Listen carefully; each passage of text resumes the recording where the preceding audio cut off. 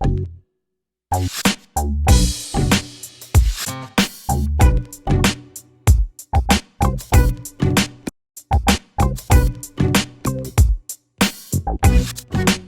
and welcome to a new episode of the Good Old Podcast. I'm Jackie Franchuli for Wahoo's 24/7.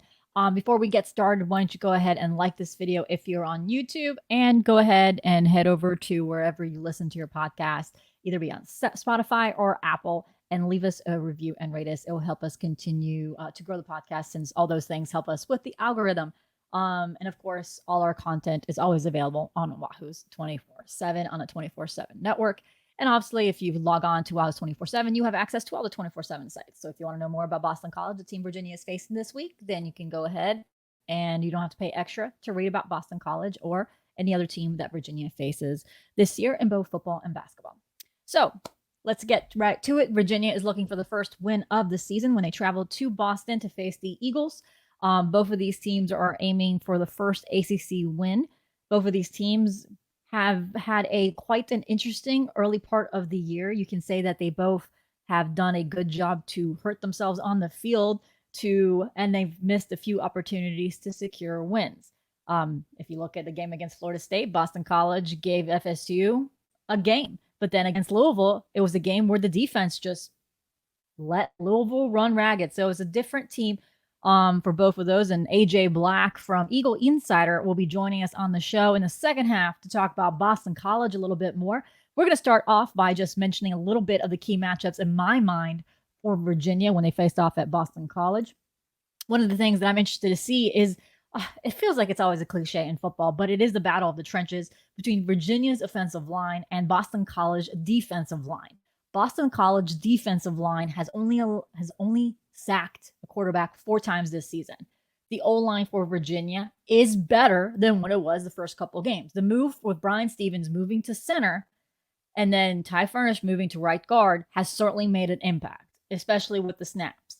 Now, there's still some issues in that O-line. They still need to do a better job. I mean, every coach will always tell you that, but the O-line has shown progress just with that move. Now, I asked Des Kitchings on Wednesday if he would, consider moving Ugonna Nana from tackle to guard. Remember, Ugonna Nana, when he first started in the spring, when he first transferred from Houston, he was more of a guard. He played right guard.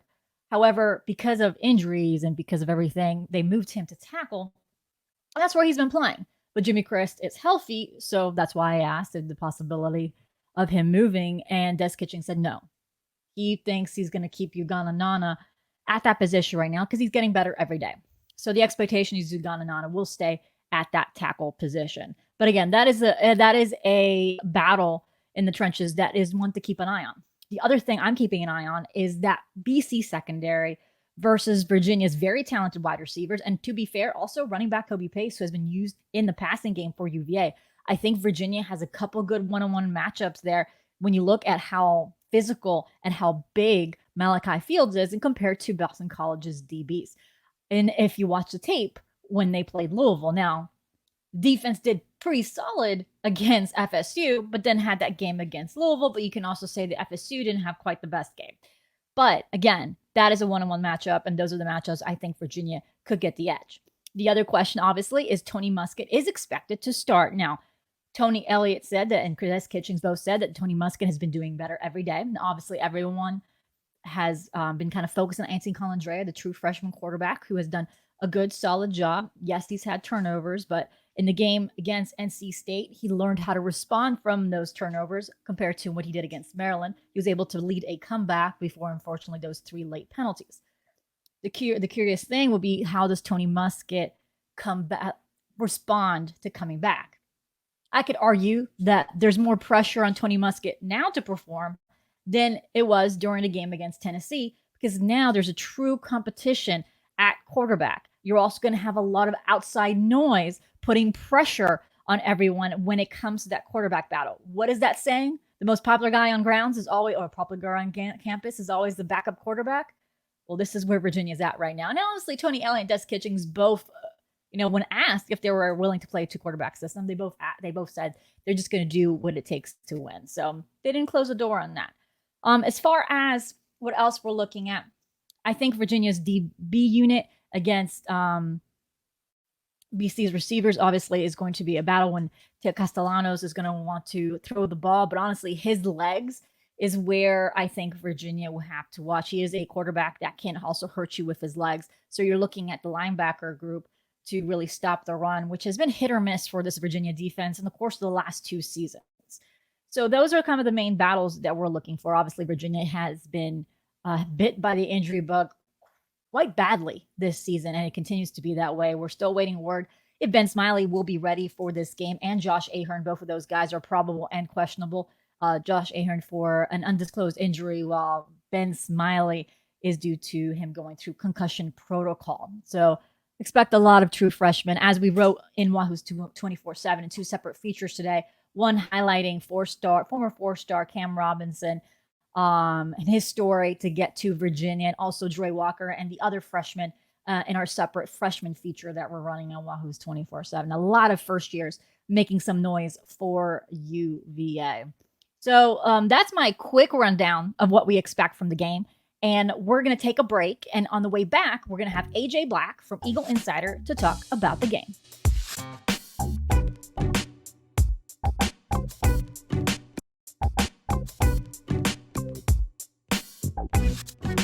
Hello and welcome to a new episode of the Good Old Podcast. I'm Jackie Frenchuli for Wahoo's 24/7. And like I promised you guys on the Tuesday episode, we are joined by AJ Black from EagleInsider.com and 24/7 Sports. AJ, thank you so much for joining us to kind of preview the game between Virginia and Boston College. Jackie, thank you for having me on. I'm excited to talk about this game and an interesting matchup between two teams that need a win. Yeah, I mean, both of these teams are coming into this. Obviously Boston College has had 2 wins this year. Not convincing wins, but Virginia is looking for their first win. Before we kind of go into the nitty gritty here, AJ, what is the kind of energy around this program? Tuesday, when we're recording this, the news of Alex Washington going into the portal. What is kind of the vibe around this program that's been struggling a little bit this season?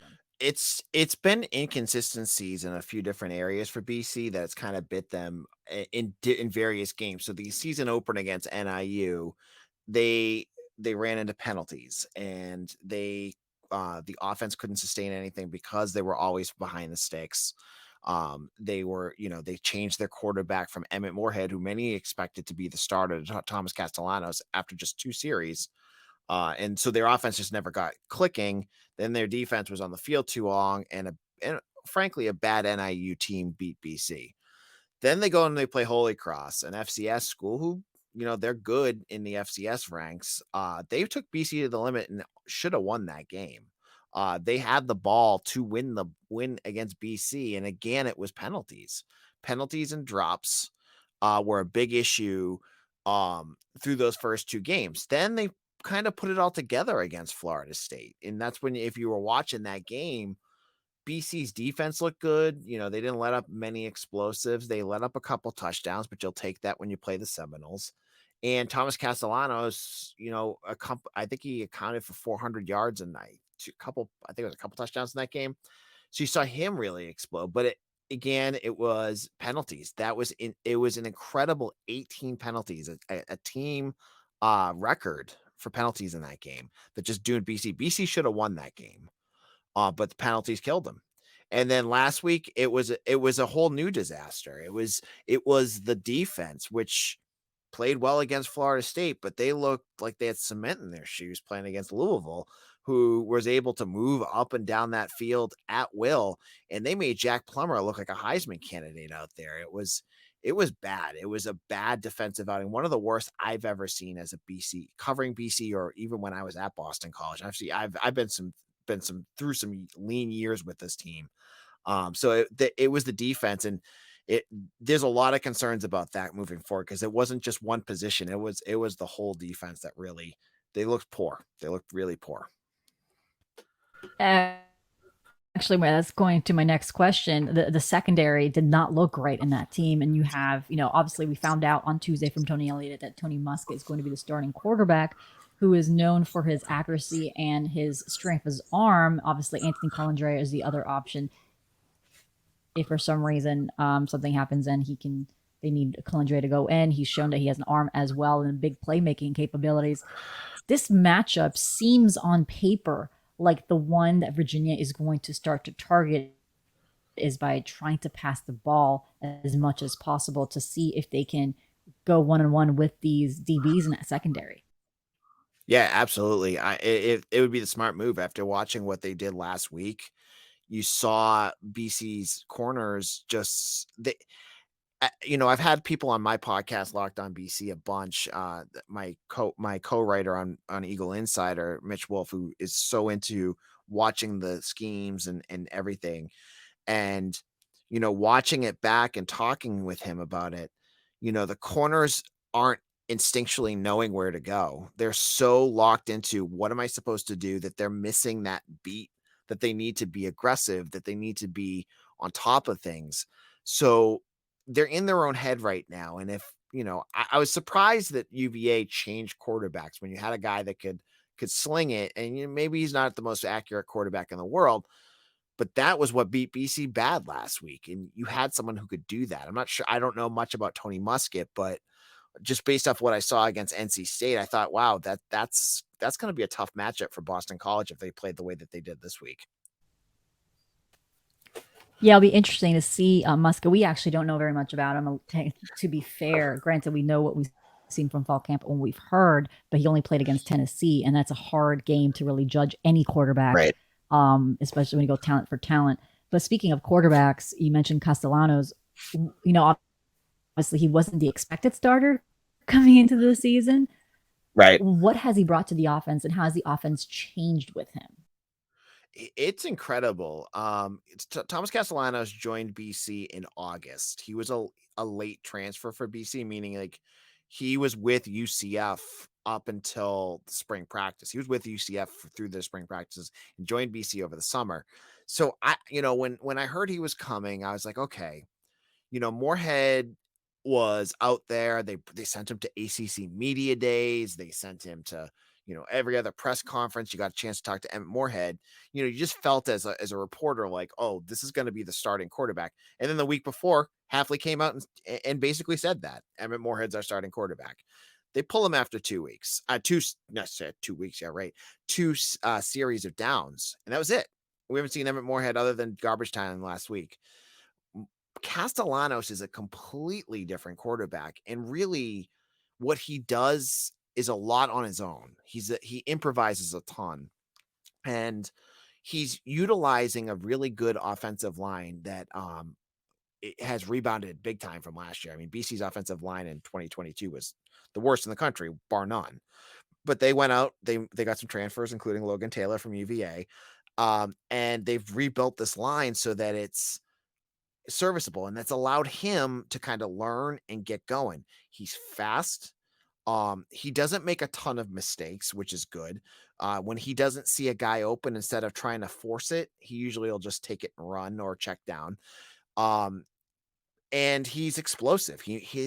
With both with his arm and with his legs. So he's a very mobile quarterback. I mean, he had a 50-yard run against Florida State, 36-yard touchdown run against Louisville.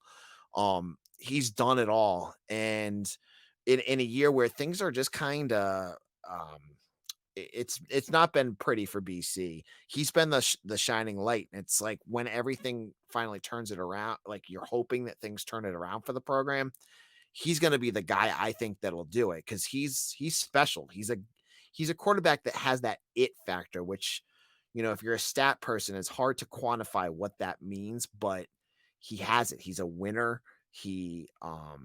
And he makes everyone around him better. So it's safe to say that this Boston College team will go as far as Castellanos will take on the offense. And that's basically what, Boston College needs to do against Virginia is rely on him. And especially, one thing that Virginia has struggled a lot is with dual threat quarterbacks. Some of the, they did a good job against Brennan Armstrong getting pressure on him for the first time this season. But again, he did manage to get some yards on the ground. Do you feel like that is the matchup on this side of the ball, is containing Castellanos for Virginia? And then for BC, he's the one that will kind of determine how well BC does.